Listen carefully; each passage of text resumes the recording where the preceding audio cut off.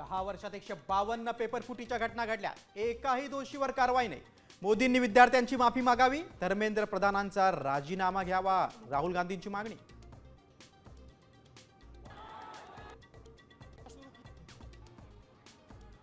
जंतर मंतरवरील लाठीचार्जचे आजही संसदेत पडसाद, राहुल गांधींचा अनेक विरोधी नेत्यांकडून काळे कपडे घालून निषेध.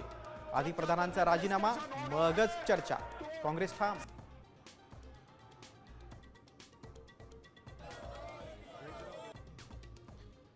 शरद पवार आणि सुप्रिया सुळेंनी घेतली पंतप्रधान नरेंद्र मोदींची भेट. अचानक झालेल्या भेटीमुळे महाराष्ट्रासह देशाच्या राजकीय वर्तुळात चर्चांना उधाण.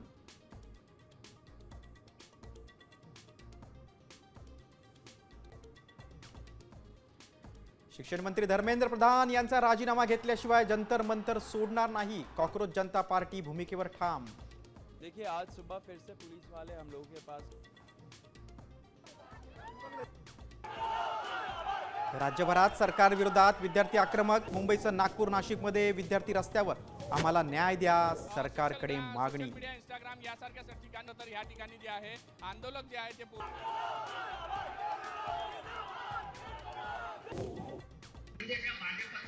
भाजप सरकार गरिबांच्या पोटांवर लाठ्या काठ्या चालवतंय. पुन्हा लाठ्या चालल्यास महाराष्ट्रात फिरू देणार नाही. अभिजित दिपकेंच्या जंतर मंतरवरील भेटीनंतर जरांगेंचा इशारा. म्हणजे त्या भाजपचं सरकार प्रत्येक वेळेस गोरगरीब लोकांच्या लेकरावर अन्याय करत आहे.